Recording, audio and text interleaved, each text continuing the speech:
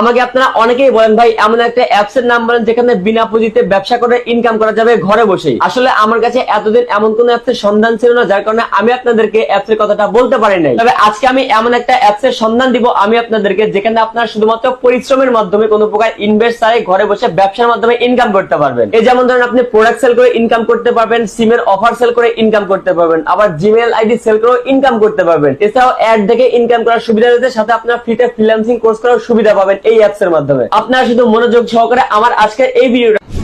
আসলে অনলাইন থেকে যে কতভাবে টাকা ইনকাম করা যায় সেটা কিন্তু আমাদের দেশের ম্যাক্সিমাম লোকেই জানে না।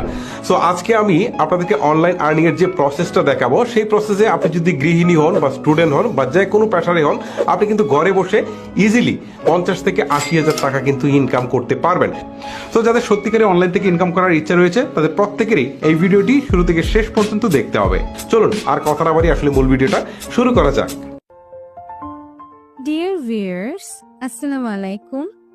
Welcome to Self Digital Business Platform.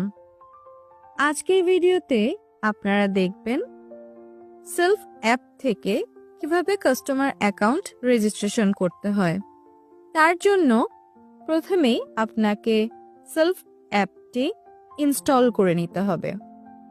Self অ্যাপটি ইনস্টল করার জন্য প্লে স্টোরে প্রবেশ করতে হবে। সার্চ অপশনে প্রবেশ করে সেলফ লিখবেন, লেখার পর সার্চ করবেন। সেলফ অ্যাপটি ইনস্টল করে নেবেন। সেলফ অ্যাপটি ইনস্টল হওয়ার পর ওপেন লেখা বাটনটি ক্লিক করবেন। Allow self to access this device location, এখানে while using the app বাটনটি ক্লিক করবেন।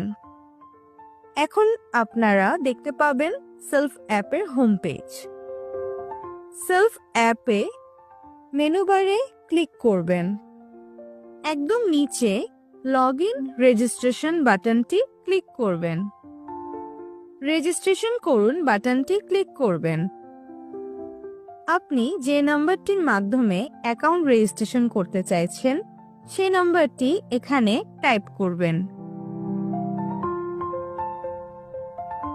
ওটিপি পাঠান বাটনটিতে ক্লিক করবেন। আপনি যে নাম্বারটি দিয়েছেন সেই নাম্বারটিতে একটি ওটিপি। প্রথমে আপনার সম্পূর্ণ নামটি লিখবেন। এর পরবর্তীতে আপনি আপনার গোপন পাসওয়ার্ডটি